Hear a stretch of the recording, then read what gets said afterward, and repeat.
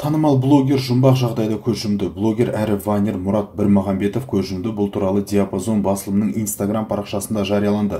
Мұрат Бірмағамбетов әлеуметтік желі қолданушыларына Марс Откатович және Мура Мари Арчи лақап атымен танымал. 19 қарашада жоғалған ақтөбелік Мұрат Бірмағамбетовті бүкіл жергілікті жұрт қаладан шарқ ұрып іздеген еді. Блогер үйінен шыққаннан кейін қайта оралмаған.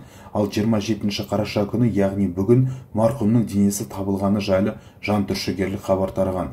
Оның өлімінің себебі туралы әзірге ешқандай ақпарат айтылмады. Естеріңізге сала кетсек, Мұрат Бірмағамбетов көзі тірісінде нағыз әмбебап азамат және өз елінің патриоты екенін көрсетті. Ол блогер, вайнер, волонтер әрі Ақтөбе құрамасы КВН командасының бұрынғы капитаны болған.